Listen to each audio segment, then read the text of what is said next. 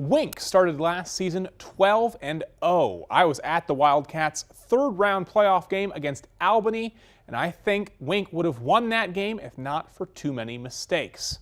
Albany went on to win the state championship.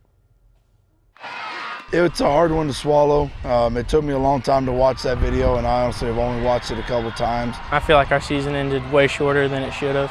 The legendary senior class that led that team is gone. We lost a lot of leadership. Those guys have won 41 games for us here over the course of 4 years. When we had to have a play, it was Cannon and Jordan or running behind Jesse. Well, we don't have that anymore.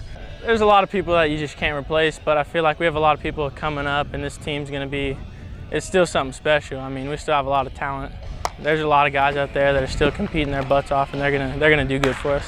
Wink will hang its hat on defense with tons of experience there.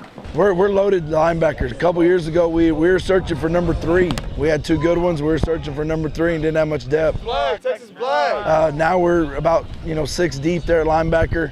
All of them can play.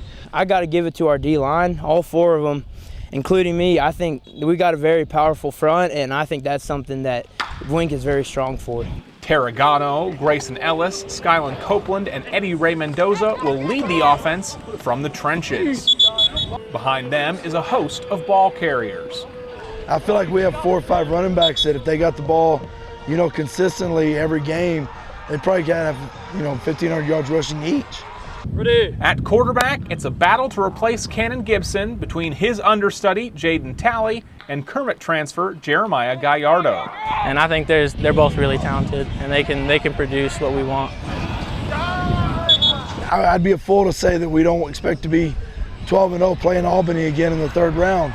That losing feeling's not something that you enjoy at all, and I think all the returning players never want to experience that again. We got a lot of new faces, new coaches, new athletes, but I think our goal is still the same. We're going to go get that state title, and that's going to be our goal for the whole season.